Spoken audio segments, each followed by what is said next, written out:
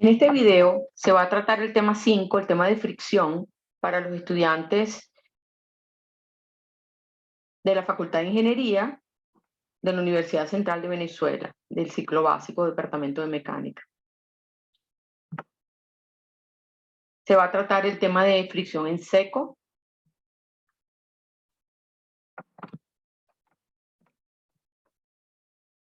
Lo importante es que se recuerde que la fuerza de roce es tangente a la superficie donde están los dos cuerpos en contacto, que hay que respetar el principio de acción y reacción. Sobre un cuerpo aparecen la fuerza de roce y la normal, y en el otro cuerpo las mismas fuerzas, pero en sentido contrario. La normal siempre va hacia el cuerpo y la fuerza de roce se opone al movimiento o al posible movimiento, y ambas fuerzas son perpendiculares entre sí. Si se tiene una caja de peso W sobre una superficie rugosa, esta se encuentra en reposo. Si se hace el diagrama de cuerpo libre, a esa caja tendría su peso que actúa en el centro geométrico y la normal que actúa justo donde está la superficie rugosa. Realmente lo que hay aquí es una carga distribuida que se sustituye por esta fuerza equivalente representada por la normal, que siempre va hacia el cuerpo. No existe la fuerza de roce porque no hay ninguna fuerza paralela a la superficie que trate de perturbar esa condición de reposo que tiene la caja en estudio. No hay que confundir fuerza de roce con coeficiente de roce. El coeficiente de roce depende de la rugosidad entre los dos cuerpos en contacto. ¿Qué pasa si ahora se le aplica una fuerza, en este caso horizontal, hacia la derecha, esa fuerza P, pero el sistema sigue estando en equilibrio? Esta fuerza está tratando de perturbar esa condición de equilibrio. Entonces está el peso y la fuerza P, ambas se sabe exactamente dónde actúan.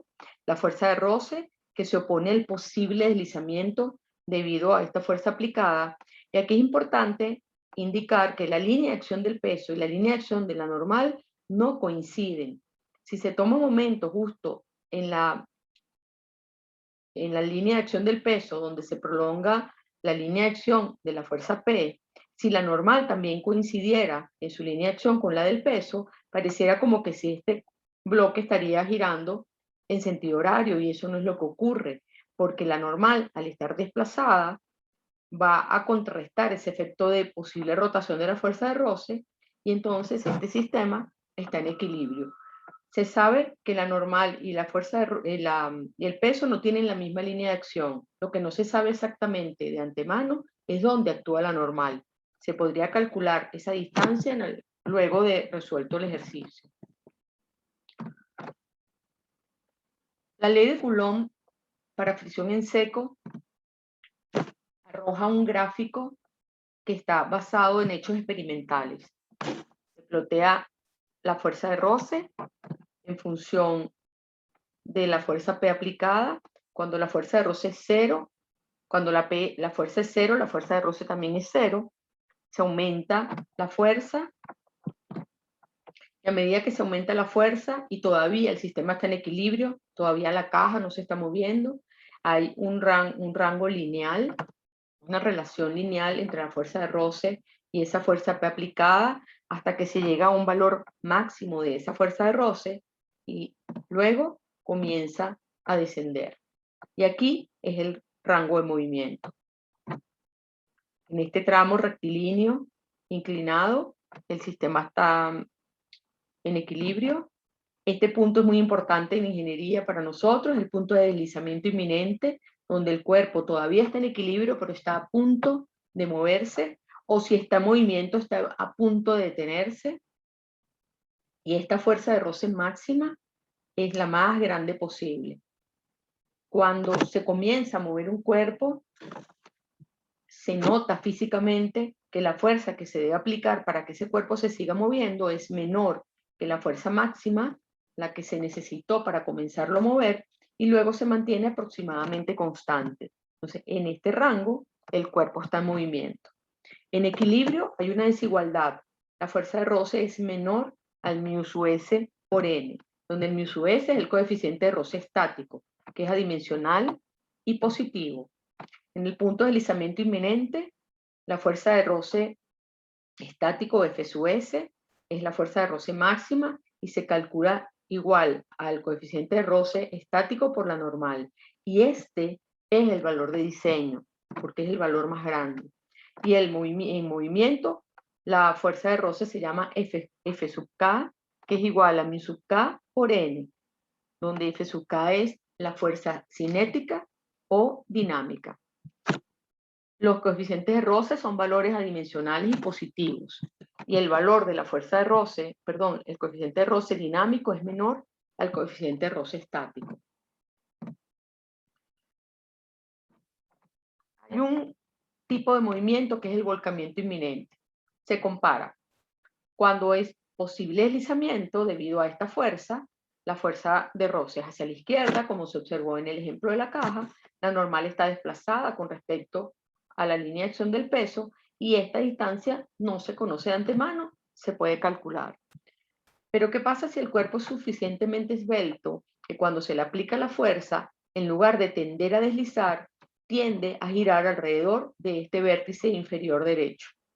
O sea, sí, aquí sí se sabe dónde está actuando la fuerza de roce y la normal, y aunque se siga viendo esta arista como horizontal, realmente que hay un pequeño ángulo infinitesimal, pero el único contacto que tiene el cuerpo en estudio con la superficie horizontal, en este caso, es este vértice inclinado. En este caso, la normal y la fuerza de roce se deben calcular de manera independiente, ya que no existe esta igualdad, que no hay deslizamiento inminente. Entonces, se puede tomar, por ejemplo, un momento en este vértice para calcular distancias o calcular el peso si no se conoce o calcular esa fuerza P, pero no se puede igualar la fuerza de roce con la normal a través del coeficiente de roce. El ángulo de fricción estática, si se tiene una caja de peso W apoyada sobre un tablón rugoso, que aquí se ve como una barra, evidentemente si este ángulo θ es igual a 0 grados, pues esa caja no tiene cómo moverse. A medida que se aumenta este ángulo θ, va a llegar un momento que va a estar a punto de deslizar, pero todavía va a haber equilibrio entre la caja y el tablón rugoso. En ese instante, cuando está a punto de deslizar, se hace el diagrama de cuerpo libre,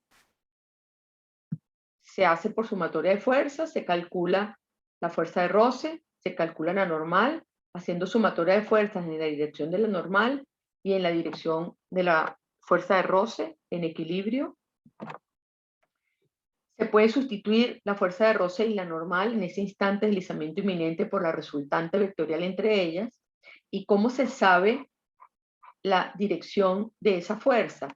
Analizando acá, si un cuerpo rígido o una partícula está en equilibrio bajo la acción de dos fuerzas, esas dos fuerzas tienen que ser colineales, de igual magnitud y sentido contrario.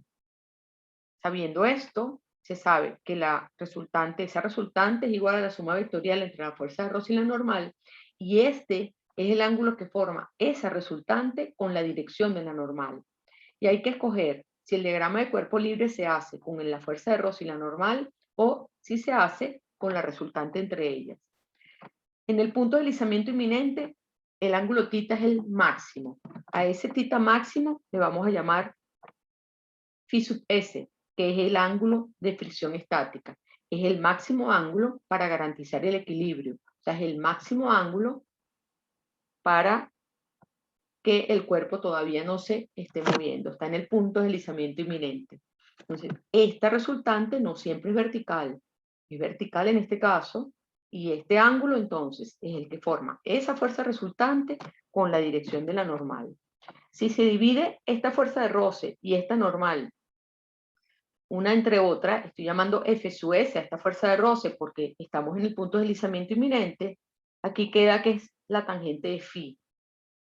Si se recuerda que en deslizamiento inminente la fuerza de roce es igual a mu sub S por N, se sustituye la fuerza de roce por su valor y nos queda entonces que la tangente de phi sub S es igual al coeficiente de roce. Esto quiere decir que si se conoce el ángulo de fricción estática, se sabe cuánto debe ser el coeficiente de roce para deslizamiento inminente y viceversa. En este ejemplo, se muestra una caja de 200 libras de peso sobre un tablón rugoso que gira alrededor de A.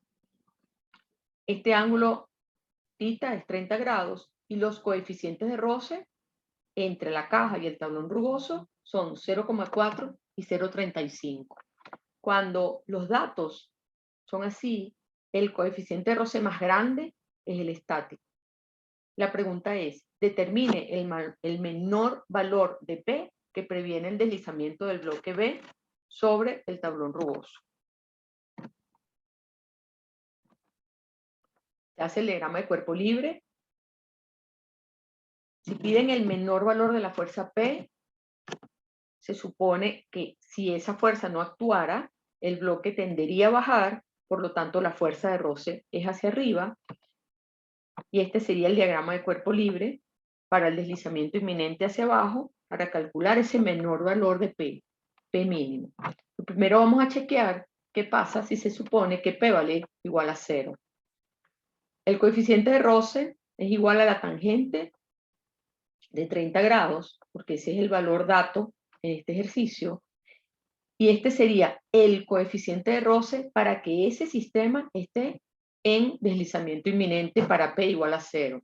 Se observa que ese valor de coeficiente de roce es considerablemente mayor al coeficiente de roce real entre los dos cuerpos. Eso implica que sin la acción de esa fuerza P no se puede lograr el equilibrio. Quiere decir que P igual 0 no es la respuesta. Entonces, lo que hace es, se hace el equilibrio. Se recomienda hacer sumatoria de fuerzas en la dirección de la fuerza de roce y en la dirección de la normal. Es recomendable cuando se giren los ejes, no llamarlos X y Y, una recomendación. Por ejemplo, aquí se le dio por nombre X' y Y', y al hacer la sumatoria de fuerzas en X' y Y', aparece un sistema de dos ecuaciones con tres incógnitas. Y la tercera ecuación es la ecuación de deslizamiento inminente que relaciona la fuerza de roce con la normal a través de coeficiente de roce. Y de esta manera se calcula esa fuerza P mínima. Aunque no se pide la normal, bueno, se calculó en este ejemplo. ¿Qué pasa si en lugar de P mínimo se hubiese pedido P máximo? Bien, aquí hay un rango de valores.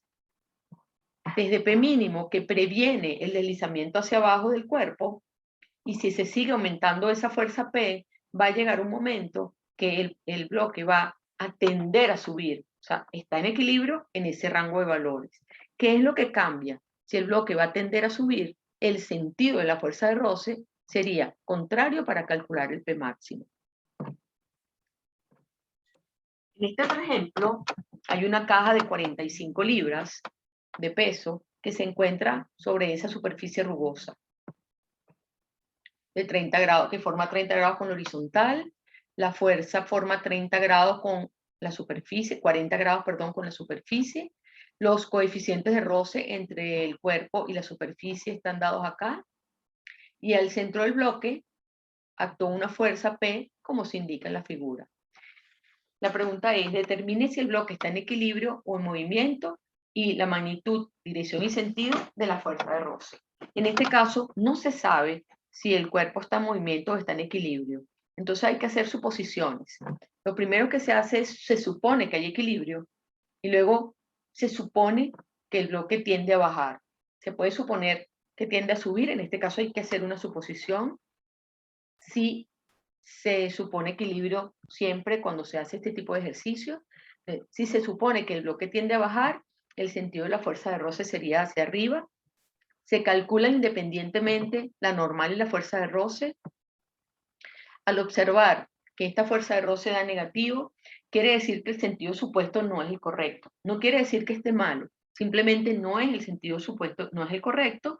Lo que quiere decir es que si el sistema está en equilibrio, realmente el bloque no tiende a bajar, sino que tiende a subir. O sea, que el sentido de la fuerza de roce es contrario. Y si hay movimiento, el bloque sube.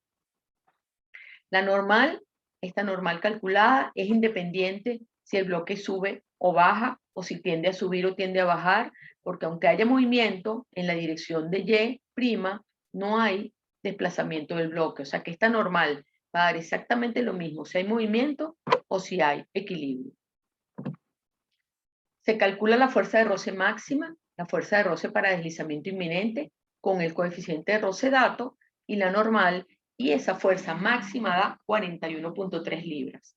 Y es menor al valor absoluto de la fuerza de roce. Aquí no se trabaja con el signo. Este signo simplemente nos está indicando cuál es el sentido correcto de la fuerza de roce. Si se compara este valor máximo con el valor calculado, se observa que hay una incongruencia, porque ningún valor puede ser mayor al valor máximo. Y si hay una incongruencia, ¿qué quiere decir? Que lo que se supuso no es correcto. ¿Y qué se supuso? Que había equilibrio.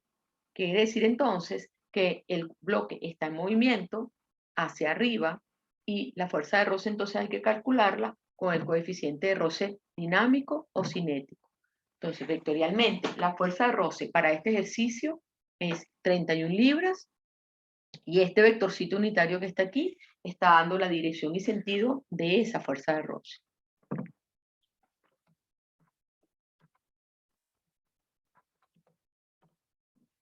En el siguiente ejemplo se muestran 3 bloques. El bloque C, el bloque D, cada uno tiene sus pesos, 100 y 60 newtons respectivamente. Nos dan las dimensiones del bloque D, que es cuadrado de 0,1 metros, y está unido al bloque E mediante una cuerda en su esquina superior izquierda. Esa cuerda pasa por esta polea de dimensiones y peso despreciable, y en el otro extremo sostiene al bloque E. La pregunta es, determine el rango de valores del peso del bloque E para garantizar el equilibrio del sistema, y aquí nos dan los coeficientes de roce entre los bloques y los coeficientes de roce entre el bloque C y la superficie. Son distintos porque la rugosidad depende de los dos materiales que estén en contacto.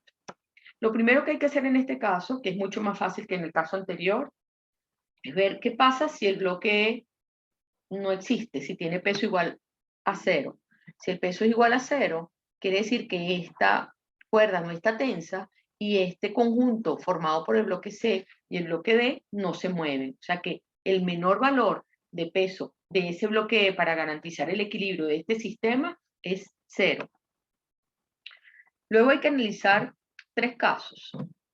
Cuando se hace el diagrama de cuerpo libre de este bloque, de bloque E, nos encontramos que esta tensión es igual al peso de ese bloque. O sea que nuestro problema se limita a calcular esa tensión. Hay 3 casos a evaluar en el orden que se quieran evaluar. Por ejemplo, que el bloque D tienda a deslizar sobre el bloque C y que ese bloque C no se mueva. Ese es uno de los casos. Otro de los casos es que el bloque D tienda a volcar alrededor de este vértice y en ese instante se conoce dónde está la fuerza de roce y la normal. Y el tercer caso es que los dos bloques, tanto el bloque C como el bloque D, se muevan como un solo cuerpo. Y aunque ellos se mueven sobre un solo cuerpo, el peso debe ir en cada uno de esos cuerpos, el peso de cada uno de esos bloques. Se calcula entonces el valor de la tensión, que es igual al valor del peso del bloque E, en cada uno de los casos. Y se obtiene que el menor valor es el valor de P igual a 30 newtons. Si se asemeja el peso del bloque E como un pequeño disco como de esos de gimnasio que se le va colocando pesas de 1 newton, por ejemplo, ¿qué pasa cuando se llega a 29 newton? Se llega a 30 newton. En ese instante, el cuerpo está a punto de volcar y si se le coloca una pesa más de 31 newton, ¿qué va a pasar? Ya va a haber volcamiento, o sea que jamás se va a llegar ni a 32 ni a 33 newton. O sea, el caso que está dominando es este caso de volcamiento. En el último caso no hay posibilidades de volcamiento en este sistema porque estos dos bloques no están pegados entre sí, solamente está apoyado uno sobre otro y además no hay dimensiones de este bloque C y por otro lado la fuerza aplicada está en el bloque D. Y este bloque es sumamente plano, no es esbelto. Entonces el rango de valores es este. El peso del bloque E va desde 0 hasta 30 newtons para garantizar el equilibrio del sistema. En el siguiente ejemplo, se tiene un sistema formado por una barra vertical articulada a tierra en O en su extremo inferior y un bloque B sobre una superficie inclinada a 60 grados respecto al horizontal. En el punto medio de la barra se apoya sobre el vértice del bloque. La barra es de longitud 4 metros y peso 10 newtons. El bloque es de peso 40 newtons. El coeficiente de roce entre el bloque y la superficie es de 0,1. En este caso solo nos están dando el coeficiente de roce estático. Y además que el contacto entre la barra y el vértice del bloque B es liso. La pregunta es, determine la fuerza Q mínima horizontal hacia la izquierda que se debe aplicar al extremo A de la barra para que el sistema permanezca en equilibrio. Fíjense, si no existiese esa fuerza, hubiésemos agarrado esta barra y la soltamos, evidentemente el bloque B va a bajar y la barra va a girar en sentido horario. Entonces, esa fuerza Q mínima que se va a colocar allí es para impedir el movimiento natural del sistema como si no hubiese fuerza. ¿Cuál es el movimiento natural del bloque B? Si no existiese esa fuerza Q en el extremo A de la barra, sería hacia abajo. Entonces, para calcular Q mínima, hacemos el diagrama de cuerpo libre de la barra, donde se retira la articulación plana y se colocan las dos componentes de esa, generada por ese vínculo, por esa articulación, el peso, Q mínimo y la normal. ¿Por qué la normal es horizontal? Porque si analizamos esta parte de acá, es como si esta partícula, que es el extremo, el vértice del bloque B, está apoyado sobre la barra que representa una superficie vertical para ese extremo. Y la normal siempre va hacia el cuerpo. La normal se le llama N1 por el principio de acción y reacción. Se presenta también en el bloque B, quita el peso del bloque B, la normal NB que va hacia el cuerpo y la fuerza de roce, como el bloque tiende a bajar, la fuerza de roce es hacia arriba. Si se analiza en la barra, se pueden escribir las tres ecuaciones de equilibrio. Recuerden que cuando un sistema está en equilibrio cada una de sus partes y por eso se le pueden aplicar las ecuaciones de equilibrio indistintamente a cada partícula y a cada cuerpo que forma el sistema material.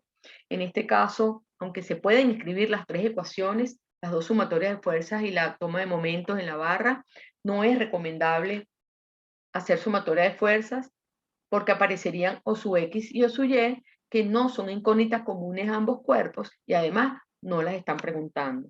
Entonces lo ideal en este caso es tomar momento en O, se están eliminando estas dos incógnitas, aparece lo que nos están preguntando y además aparece N1, que es común a ambos cuerpos, es la incógnita común a ambos cuerpos. Entonces en la barra se toma momento y se encuentra una relación entre esa normal y la fuerza Q mínima. O sea que nuestro problema se reduce a calcular esa normal. En el bloque se hace sumatoria de fuerzas. Aquí se puede tomar sumatoria de fuerzas horizontal y vertical, o se puede hacer también sumatoria de fuerzas en la dirección de la normal NB y en la dirección de la fuerza de roce. De cualquiera de las dos maneras va a funcionar.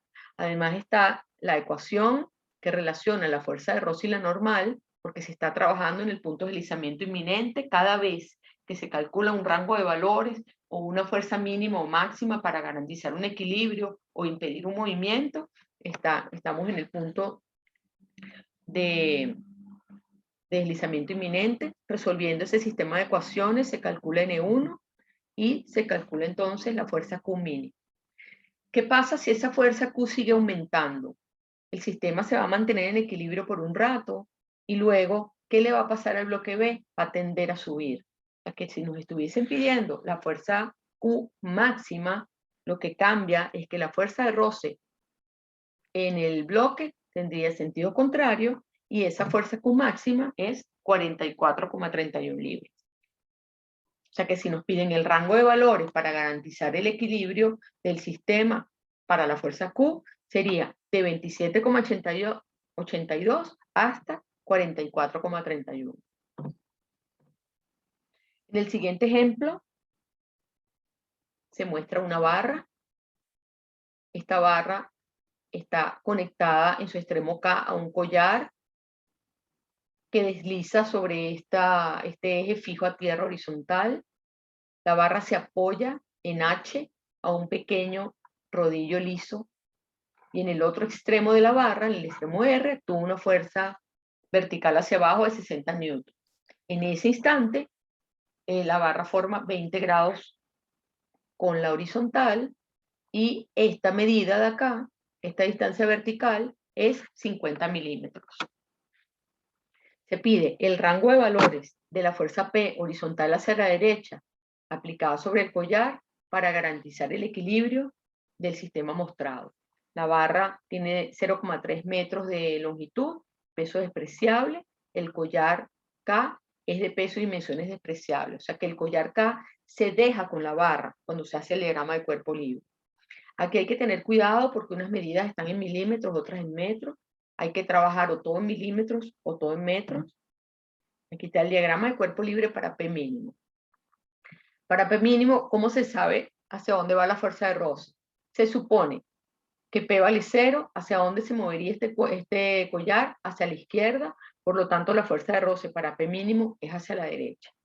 Realmente, esta normal y esta fuerza de roce no se ven porque estarían dentro del collar, porque esas fuerzas de roce son las generadas por este eje o esta barra horizontal fija a tierra internamente en el collar, pero si se dibujaran internamente no las veríamos. Entonces las estamos dibujando por fuera para poderlas visualizar. Y esta normal es la generada porque este pequeño rodillo que está aquí en H. Para P máximo, entonces el sentido de la fuerza de roce cambia porque para ese P máxima, esa fuerza P estaría produciendo un posible deslizamiento, un deslizamiento inminente hacia la derecha del collar. Hay que calcular la distancia desde K hasta H. Se calcula entonces, para ambos casos, se toma momento en K, y al tomar momento en K para ambos casos, lo que se va a calcular es la normal NH, se hace sumatoria de fuerzas en Y para ambos casos y se calcula la normal, esa normal es la misma para ambos casos, y en este ejercicio se supuso que esa normal es hacia arriba, porque acá no es como cuando hay un bloque apoyado sobre una superficie o hay dos cuerpos en contacto, que se sabe exactamente cuál es el sentido de la normal. En este caso, la normal puede haber un contacto internamente de la barra horizontal con la parte superior interna del collar o con la parte inferior interna del collar. No vale la pena analizarlo, simplemente se supone un sentido de movimiento de la fuerza de roce, de la fuerza normal, perdón. En este caso se supuso hacia arriba y este signo negativo lo único que nos está diciendo es que el sentido de esa normal es el sentido contrario. No es que está malo, se supuso un sentido y es el contrario. Para calcular la fuerza de roce, se calcula con el valor absoluto de esa normal, porque este signo solo nos está diciendo que el sentido era el opuesto. O sea que si inicialmente se hubiese colocado esta normal hacia abajo, hubiese dado positiva. Entonces, este valor de la fuerza de roce es el valor para deslizamiento inminente. El valor de la fuerza de roce para deslizamiento inminente que depende de la normal. Entonces ahora, para cada uno de los casos, para P mínimo, al hacer sumatoria de fuerzas en X, se calcula cuánto vale P mínimo. Luego, para P máximo, entonces el rango de valores es ese. El rango de valores de la fuerza P para garantizar el equilibrio del sistema es de 24,4 newton a 51,8 newton. Vamos a ver la parte de cuñas, que son máquinas simples que se usan para levantar o mover cargas pesadas debido a la acción de fuerzas aplicadas sobre ellas. Nos vamos directo a un ejemplo. Se tiene esta pieza grande de 15.000 libras de peso que puede ser elevada o sostenida mediante estas dos cuñas debido a esta fuerza P actuando en la cuña E. esta fuerza Q que está aquí está evitando que la pieza C deslice hacia la derecha. Lo que se pide es la fuerza horizontal P necesaria para comenzar a levantar la pieza. Es lo mismo que nos pidieran la fuerza P mínima, en este caso máxima, para que no haya movimiento. Entonces la pregunta puede ser, fuerza P para comenzar el movimiento o fuerza P para garantizar que no haya ese movimiento. Entonces hay que, el enunciado puede decirlo de las dos maneras. El coeficiente de roce entre C, E y F son los mismos, 0,3 y 0,2. Y los coeficientes de roce entre la cuña F y la superficie son 0,6 y 0,55.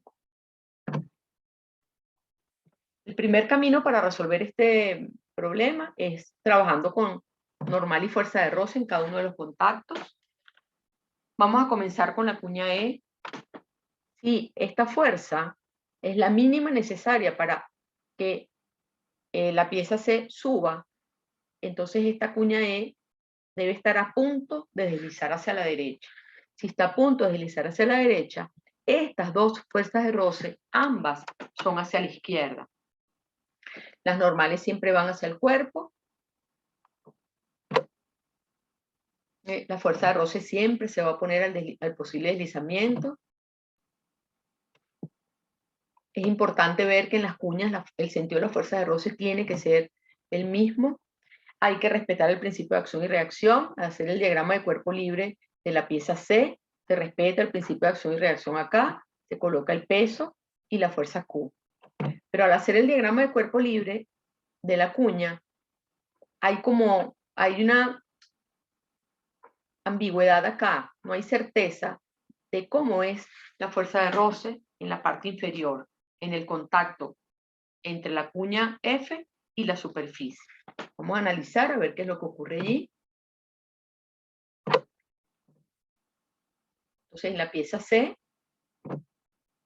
se calcula la normal C, la fuerza de roce RC, que es igual a la fuerza Q aplicada. Se hacen las ecuaciones de equilibrio para la cuña E y se calcula entonces lo que se nos estaba pidiendo, que era el valor de esa fuerza P.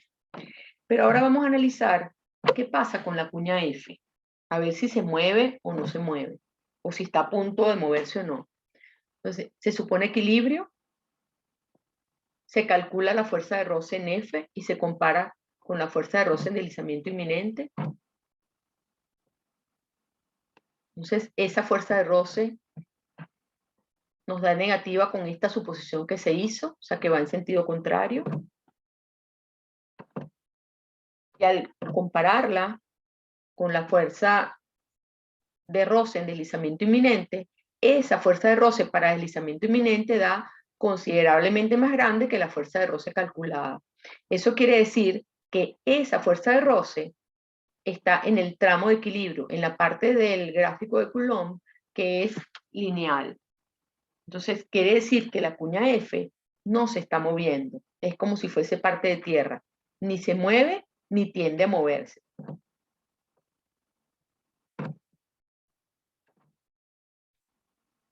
Segundo camino para resolver ese problema es trabajando con las resultantes en cada caso. Para ello se necesita el ángulo de fricción estática para cada uno de los casos, que depende del coeficiente de roce. Se calcula con el arco cuya tangente es el coeficiente de roce. Se puede hacer por suma de fuerzas. Entonces aquí estarían la fuerza de roce y la normal, que no se dibujan en el diagrama de cuerpo libre si se va a trabajar con la resultante. Se hace sumatoria de fuerzas. Se calcula cuánto vale R1 y cuánto vale Q. Se hace de manera similar en la cuña E. Y de esta manera se calcula la fuerza P. Por este mismo camino, también se puede analizar qué pasa en la cuña F. No estamos seguros de cuál es el sentido, la dirección y sentido de esa fuerza resultante en la parte de abajo, pero se sabe que si un cuerpo está en equilibrio bajo la acción de dos fuerzas, esas dos fuerzas tienen que ser colineales, de igual magnitud y sentido contrario. Y este ángulo que está aquí tiene que ser 26,7 grados. Si se va en sentido contrario, con ese ángulo beta, se calcula el coeficiente de roce para garantizar para que esté en el punto de deslizamiento inminente, y resulta que ese coeficiente de roce es 0,3, mucho menor que el real es 0,6, eso quiere decir que hay suficiente rugosidad entre la superficie y la cuña F para garantizar que esa cuña, bajo la acción de esas fuerzas que están actuantes, ni siquiera tiende a moverse. Esa cuña está en absoluto equilibrio. Se puede hacer también por triángulo de fuerzas, que es un camino más rápido, lo que es más peligroso, porque hay que tener mucho cuidado con estos ángulos internos. Se puede hacer, evidentemente, muchísimo más rápido, muchísimo más corto, pero hay que tener mucho cuidado entonces, repito, de calcular esos ángulos internos. Bien, hasta aquí entonces el tema de fricción.